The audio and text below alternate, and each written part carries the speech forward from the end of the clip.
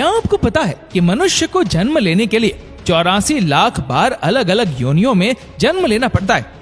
आपने तो सुना ही होगा कि मृत्यु के बाद यमदूत इंसान की आत्मा को यमलोक ले जाते हैं, जहाँ पाप और पुण्य को तौला जाता है, कर्मों का हिसाब किया जाता है और सजा सुनाई जाती है। लड़की को परेशान करने पे कौन सी सजा, किसी की संपत्ति हड़पने वाले को कौन सी सजा दी जाती है और किस गुनाह की कौन सी सजा दी जाती है, ये हम आपको आज बताने वाले हैं। लोगों का कहना है कि वेद पुराण को घर पे कभी नहीं रखना चाहिए और ना ही इस किताब को कभी पढ़ना चाहिए। पर ऐसा क्यों? क्योंकि इस किताब को सिर्फ और सिर्फ तब पढ़ा जाता है जब किसी की मृत्यु हो जाती है।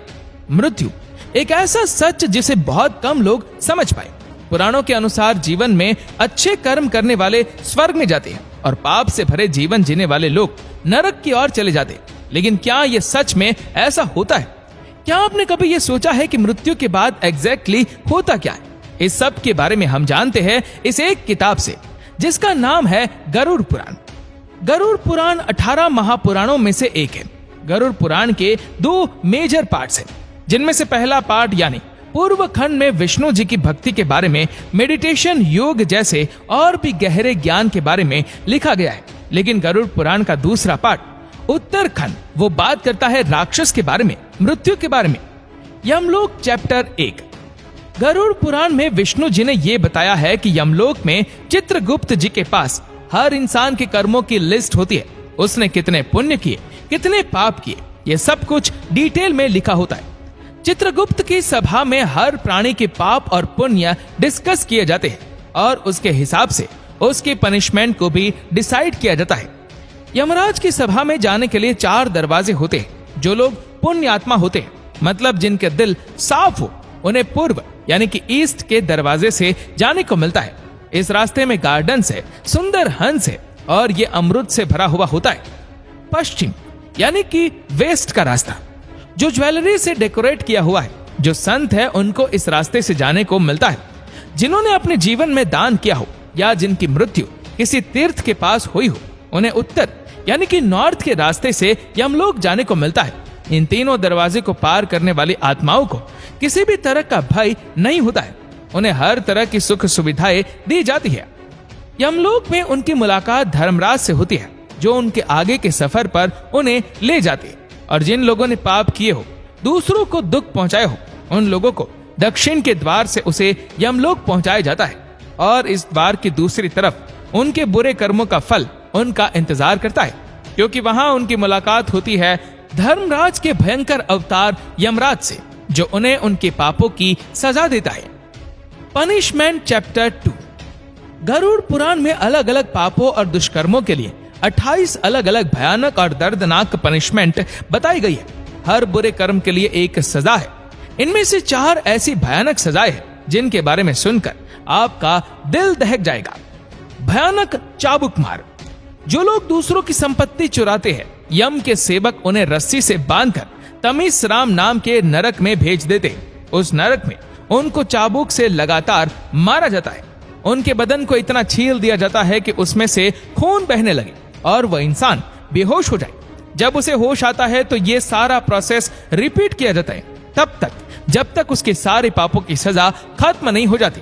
दूसरी सजा रौरावम यानी सांपों से डसवाना। जिन लोगों ने दूसरों के साथ किसी भी तरह का छल कपट किया है, उन्हें रौरावम नर्क में भेजा जाता है। चलते हुए कोयले से भी भरी धरती पर उन्हें फेंक दिया जाता है, जहां वो अपनी जान बचाने के लिए यहाँ वहां भटकते हैं। उनके पैर छीलकर फट जाते हैं, जिसके बाद सैकड़ों जीव जैसे सांप, मच्छर, बिच्छू, कौवे उनके बदन को नोच नोच कर खा लेते हैं। उनका शरीर दोबारा जुड़ता है और पूरी सजा फिर से दोहराई जाती है। नर्क लोक की तीसरी सजा कुंभीपाकम यानी तेल में पकाया जाना। जो लोग दूसरे लोगों को अपने फायदे या मजे के लिए नुकसान पहुंचाते हैं, उन्हें कुंभीपाकम नर्क में भेजा जाता है, जहां एक बड़े से बर्तन में उबलते हुए तेल में उन्हें जलाया जाता है। चौथी भयानक सजा तप्ता मूर्ति यानी जलाया जाना। जो लोग नाजायज रिश्ते बनाते हैं, अननेचुरल सेक्सुअल एक्टिविटीज करते हैं, उन्हें इस नर्क में जलाया जाता है। तपते हुए अंगारों से तहकती हुई जमीन पर उन्हें बांधकर फेंक दिया जाता है, जहां उनका बदन धीरे धीरे आग में पिघल जाता है। मृत्यु चैप्टर 3।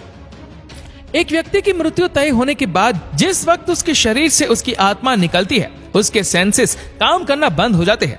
उसे लोक परलोक सभी एक साथ दिखाई देने लगते हैं। जब प्राण निकल जाते हैं तो एक मनुष्य को इतना दर्द होता है जैसे उसे 40,000 बिच्छुओं ने एक साथ डंक मारा हो। मृत्यु के समय यमलोक से 2 यमदूत आते हैं। काला रंग, गुस्से से भरी आंखें, टेढ़ा मुंह, उनका रूप इतना डरावना होता है कि मरने वाला जीव डर के कारण अपने शरीर को और कस के पकड़ लेता है। उसकी आत्मा वापस अपने शरीर में घुसना चाहती है, पर यह पॉसिबल नहीं होता। यमदूत ने उस आत्मा को कस कर रस्सियों से जकड़ा होता है। बहुत कोशिश के बाद वो जीव तड़प कर रोने लगता है। वो गिर जाता है और उसकी आत्मा शरीर से निकल जाती है। यमदूत तुरंत उसकी आत्मा को बांध कर ले जाता है और यहीं से शुरू होता है ये यमलोक का सफर, जहाँ पाप और पुण्य को तौला जाता है, कर्मों का हिसाब किया जाता है और सजा सुनाई जाती है। मृत्यु के बाद यमदूत इंसान की आत्मा को यमलोक ले जाते हैं।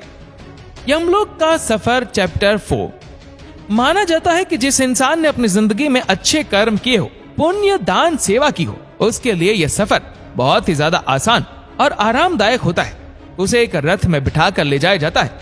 लेकिन जिसने अपनी जिंदगी में अच्छे कर्म नहीं किए होते हैं, उनके लिए यह सफर का हर क्षण दर्द और पीड़ा से भरा होता है, क्योंकि यमदूत उस जीव की आत्मा को रस्सी से बांधते हैं और घसीटते हुए ले जाते हैं। उसे कहीं पर भी आराम करने का मौका नहीं मिलता।